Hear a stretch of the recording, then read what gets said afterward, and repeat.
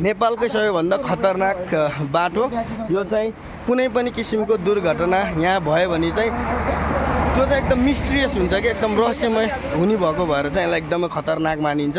हेर्न सक्नुहुन्छ जति सुन्दर यो दृश्य देख्नुहुन्छ, जति सुन्दर यो खोला नाला देख्नुहुन्छ, यो त्यति नै डेन्जर छ है, यो त्यति नै खतरनाक छ। साथीहरू एकदमै केयर गर्नु होला। यदि तपाईँहरू पनि यो मुगली नारायणघाट हाइवेमा आउनु भएको छ भने है, यो हाइवेको छेउछेउ देख्न सक्नुहुन्छ, बहुत खतरनाक छ।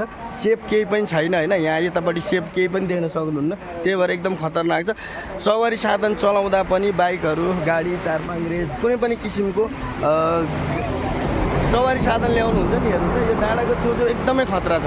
त्यही भएर मुगली नारायणघाट आउनुभएको सबैजना साथीहरूले चाहिँ यो डाँडाकाँडालाई चाहिँ एकदम केयर गरेर आफ्नो सवारी साधन चलाउनु होला। आफ्नो परिवार, आफ्नो इष्टमित्र घुमाउन ल्याउनु भएको सबै पर्यटकहरूको सुरक्षा गर्नु होला है साथीहरू। सुरक्षाका साथमा गाडी चलाउनु होला, एकदमै केयर गरेर।